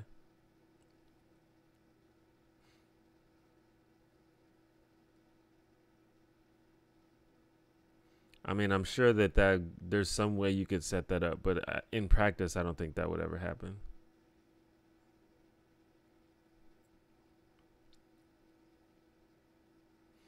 So is Young Thug's arrest for possession of cocaine good or bad in your opinion?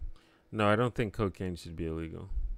Cocaine is bad for you and you shouldn't do it, but it's unlikely to hospitalize or kill you.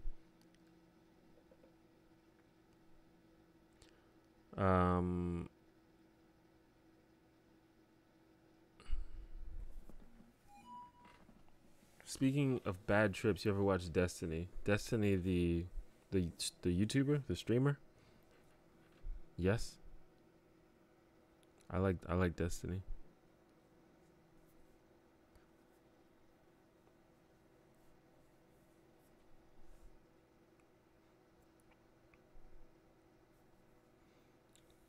How do you solve a Rubik's?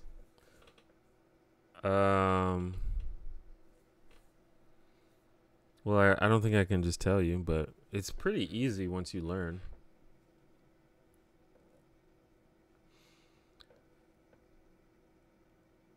There's already many videos about how to solve the Rubik's Cube. It would be redundant for me to make one. The thing about it is, like, you probably, if you have no idea how to solve a Rubik's Cube, you probably can't learn like in one day. It'll probably take you a couple of days to figure it out. Even following a guide. But it's pretty easy. You just, I mean, literally, you just kind of memorize stuff.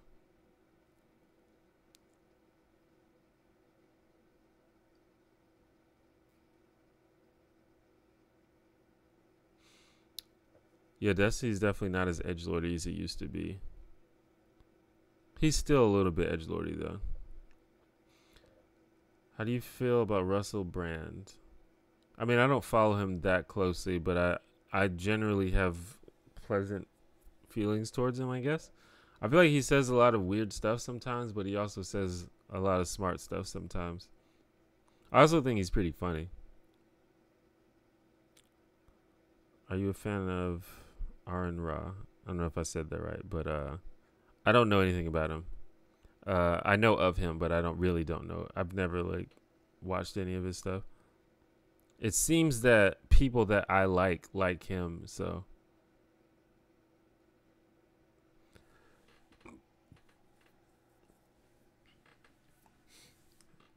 Yeah, I mean, it's solving the Rubik's Cube is mostly algorithms for sure. So you just memorize it.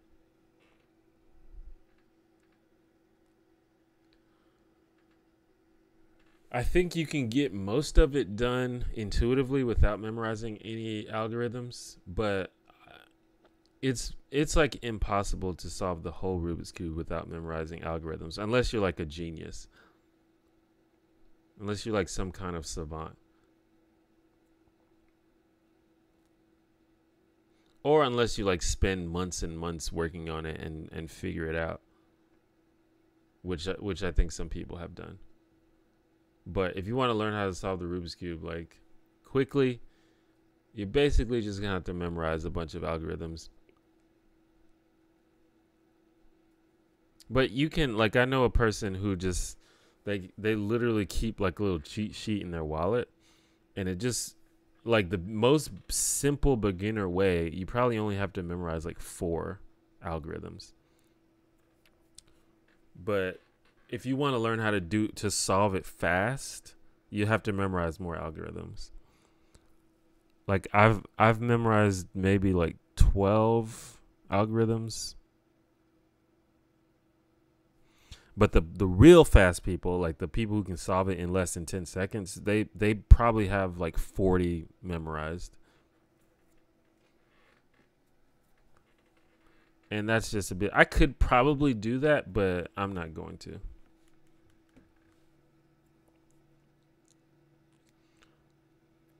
And if you don't know what I mean, an algorithm, for those that don't know, an algorithm is just a series of moves on the Rubik's Cube. So like up, left, left, left, up, left, right, up. That would be like an algorithm.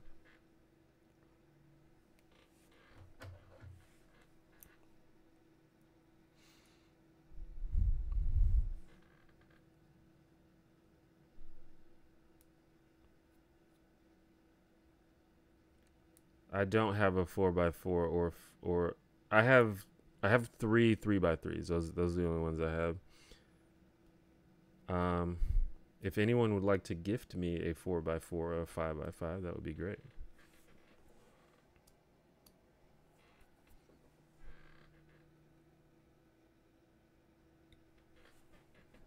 I think I have one on my Amazon wish list. I may not though. I have to add it. I know I have a 2x2 on my Amazon wish list, which there's a link in the description of the video if you'd like to see my wish list, which I haven't updated in a while. I need to update it. I just bought a Switch, so I need to take the Switch off there. Just pull the stickers off and restick them. You can do that as long as you never intend to unsolve and solve it again, because that will completely mess up the orientation of the cubes.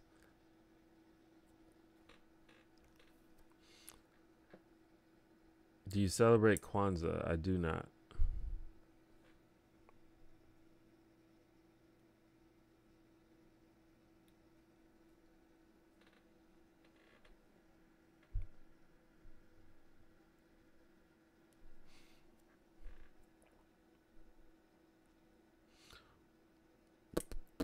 Probably better than pulling off the stickers would be to take the Rubik's Cube apart and then put it back together in the right order. That way it would actually work. But then I think you would have to memorize, you would have to know what colors, how the colors go, because most people probably don't know by heart what the order that the colors are supposed to be in. Like white is supposed to be on the opposite side of yellow, for example, and red is supposed to be on the opposite side of orange. Yeah, they do have stickerless cubes. In fact, it's better to get cubes that don't have stickers on them. My cube doesn't have stickers. They're just painted cubes. I can go get them. I'm going to go get my cube. I actually haven't solved it in a while. Hold on a second.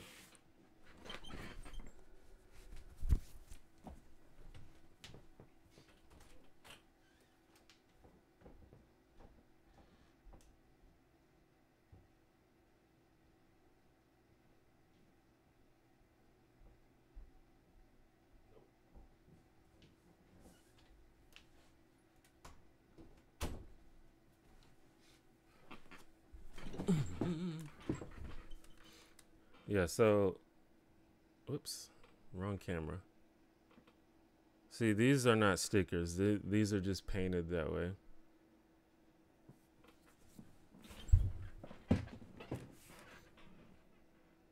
So if you wanted to do that with this, you would have to literally take it apart.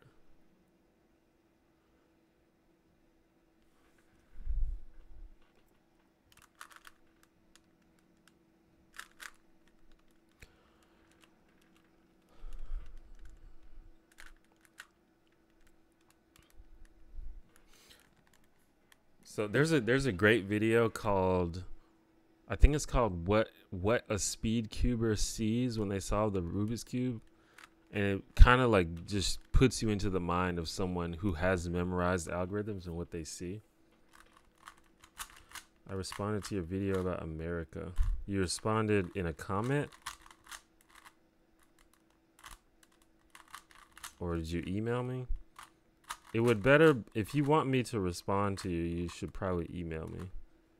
Because I probably won't even be able to find your comment. And if it's a video response, I really don't like watching video responses.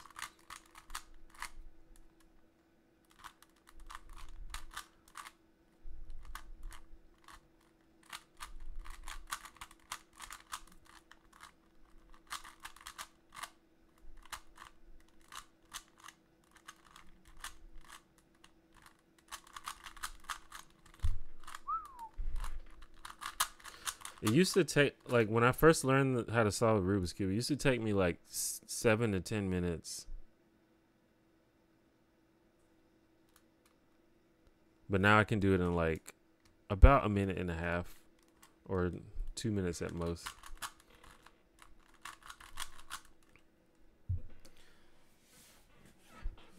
The first time I ever met a black person, I asked him, "How did you get so tanned?" How would you respond to a 4-year-old asking you that? I don't know. How did you get so tan? I mean, if it was a 4-year-old, I would probably just play along. I'd probably just be like, yeah, I just sat out in the sun for a long time, buddy.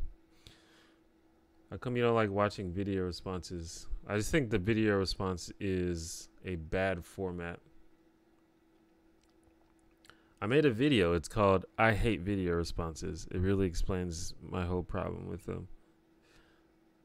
Video responses, for one, a video response is a bad way to have a conversation, because when you make a video response, if you make a video response and you send it directly to the person and that's it and no one else gets to see it,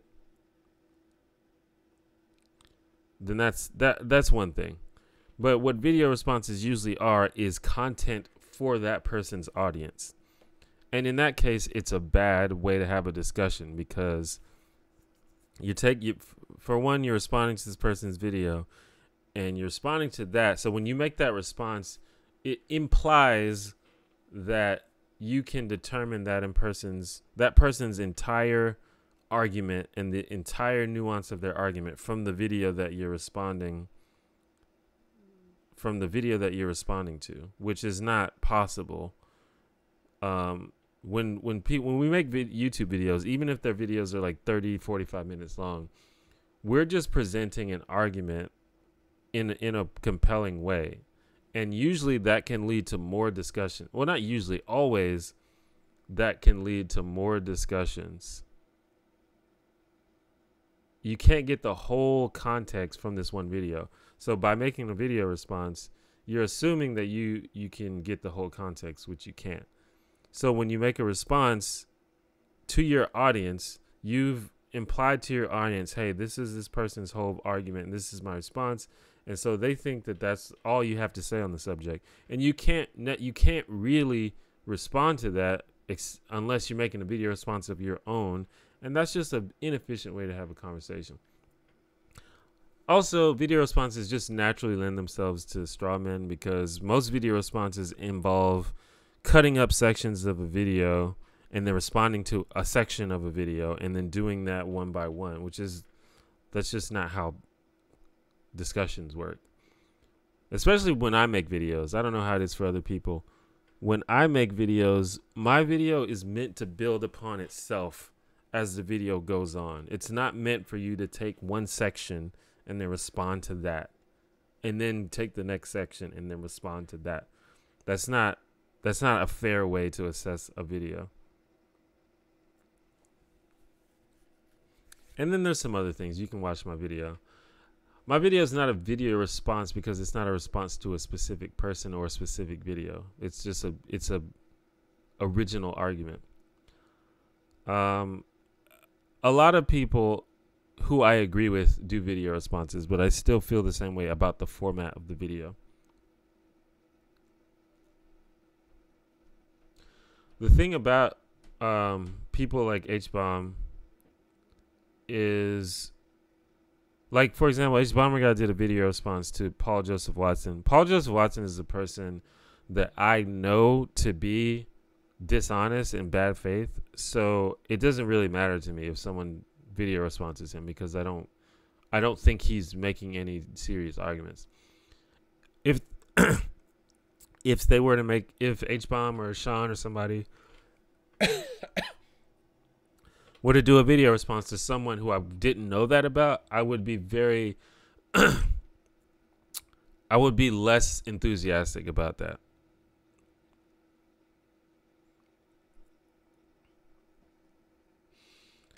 And at the very least, I would take it upon myself to be like, well, I'm gonna go watch this video myself and see if H-Bomb's being fair.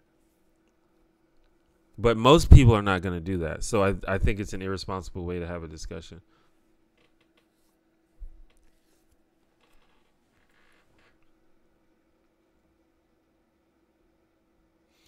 And after watching many video responses to me and seeing the same pattern of misrepresentation and just not really engaging my content in a good faith way, that's why I don't watch video responses anymore.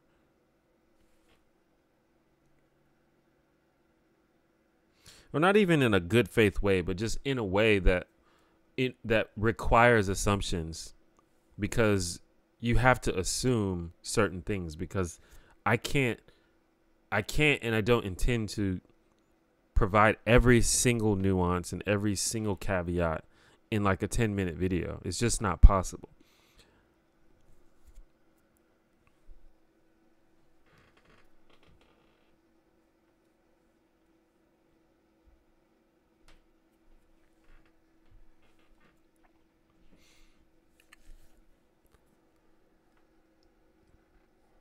I remember the reply girls. I'm an old school YouTuber. All the old school people probably remember reply girls.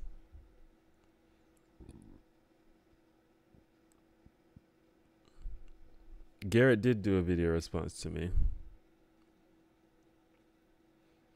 Another problem with video responses on YouTube is when you make a video response to someone, that inherently breeds hostility in your audience to that person. And it doesn't matter if you're being hostile, although most of the time you are. If you're and I'm not saying you're like being like super rude, but you're being like, you're implying that this person is either dumb or bad at making arguments, or a bad faith person. So it breeds hostility in your argument, in your audience towards that person. And I saw this with Garrett, because Garrett and I have always been friendly. We never had any hostility toward each other. And his video about me was fine. Like, it wasn't like mean. He was just disagreeing with me on certain things. Yet people in his audience still showed hostility towards me. And some of them were just huge dicks to me. And that's not necessarily Garrett's fault, but the fact that he made a video response bred that sort of hostility towards the person. And that's another reason why I don't like video responses. What's up, that guy? I'm doing well, although I'm probably going to leave soon. I'm going to leave in about 5 minutes, everybody. We are approaching that 2-hour mark. And these live streams are generally about 2 hours. So we can get one more question if you have one in, or if anyone has a comment or something.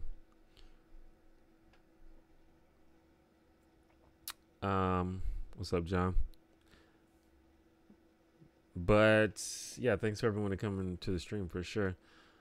If you don't know, I stream every Monday at 2 p.m. Central Time, or at least I try to. Sometimes I come in at 3, and sometimes I do it on Tuesday, but expect it on Monday. And if you are ever wondering when the next stream is, you can go to theonejanitor.com/live, and you should either see the stream or you will see a counter telling you when the next stream is.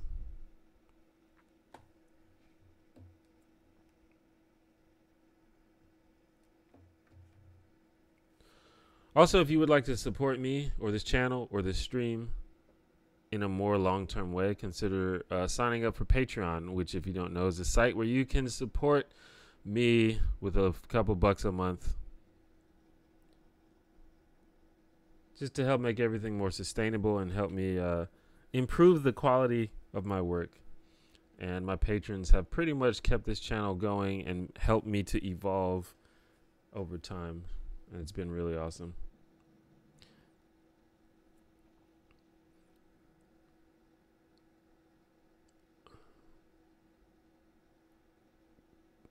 Thank you, Love to Hate. What do you think about this PewDiePie stuff? I haven't really followed it closely.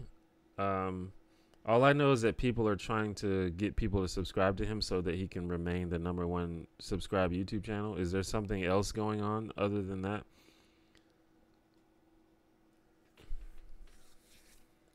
Because he was about to get overtaken by T-Series, I think it's called. It is 4 p.m. here. It's not quite night, but it's a gloomy day outside, so it looks like night. Yes, Sargon got banned from Patreon. I don't even know why. I personally feel like Sargon should have been banned from Patreon a long time ago, but I'm not sure what recent thing. It has something to do with like racist remarks or something like that.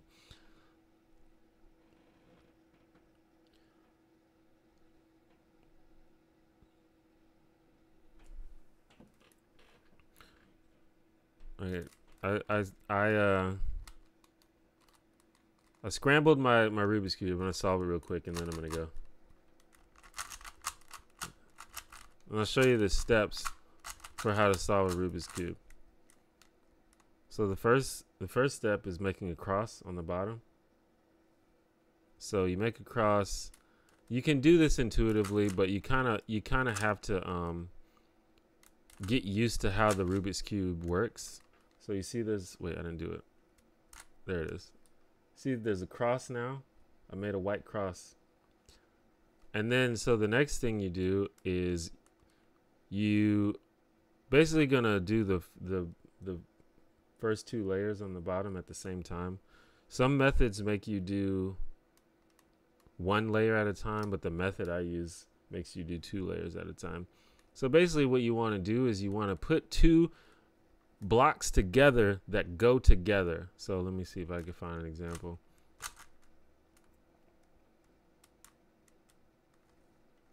Wait. Like this? No, that's wrong. It's been a while since I've done this actually. So if you see at the top here, the green and orange ones, they're like next to each other in the way that they should be. Wait. These 2 right here, see how they're next to each other and they're lined up? So you basically just want to do that with all the colors, and then you just put them into place. So now I put the green and orange one. Wait. Right there, the green and orange, they're in place now, you see? And you just do that with all of them. Wait, did I put them in the right spot? I think I put it. Yeah, that's right. And then you do that with all of them. So let's find the other ones real quick. Obviously, I know this isn't helpful, but it just gives you an idea of what I'm doing. So I just did another one. This is the blue and orange one. It's in place now. And all of this can be done intuitively. You don't need to know algorithms for this. But you still have to kind of understand what you're doing. And I just did another one. Red and green is in place. So now, wait, I messed this up. But so now I just need to do, well, no, I did all of them, but I messed something up, so I need to fix this.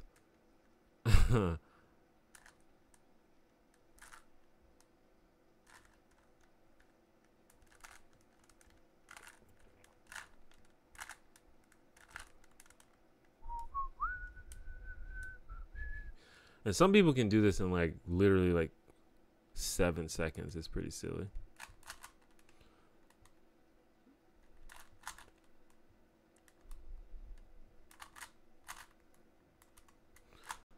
Yeah, I'm having to fix a mistake I made.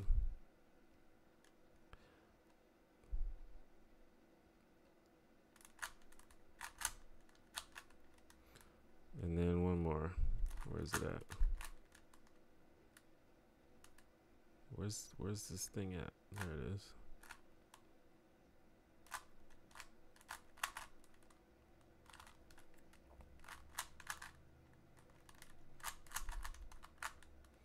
Okay. So now, wait, did I do it? No, I got one more.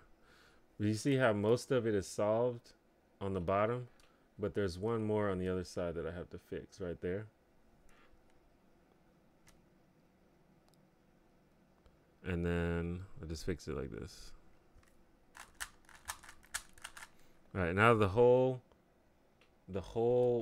first two layers are solved. And this is where the algorithms come into place. This is where it is no longer intuitive. So just like how I did the cross on the bottom, now you want to cross on the top. Right now it's a line, but I know an algorithm to turn that line into a cross, which is this. And now it's a cross. But you'll see, not only is it just a cross, but there's some other yellow there too. And I recognize this pattern, and I know an algorithm that I can do to make the whole top yellow. So I'll do that.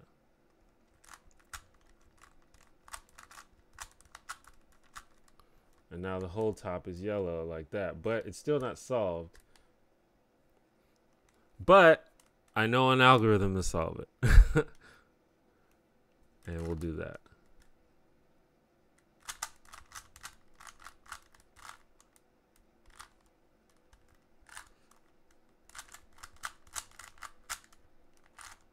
And now it's solved. And that's how you solve a Rubik's Cube. I know that was completely unhelpful to everybody, but just to give you an idea of what's in my head. And it's funny because, you know, I've been solving Rubik's Cube for years now, and it's still satisfying every time I do it. It's like magic. It's still super satisfying every time.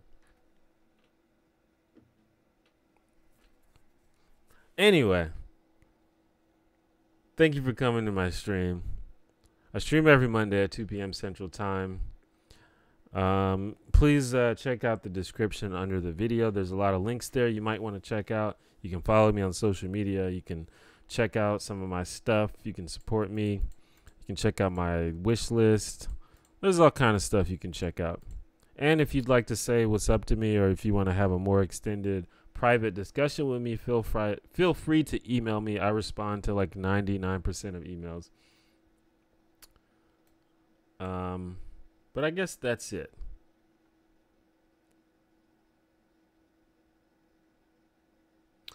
I will see you guys next week. Also, I should have a video maybe this week, actually. So look out for that. But I'll see you guys next time. Bye.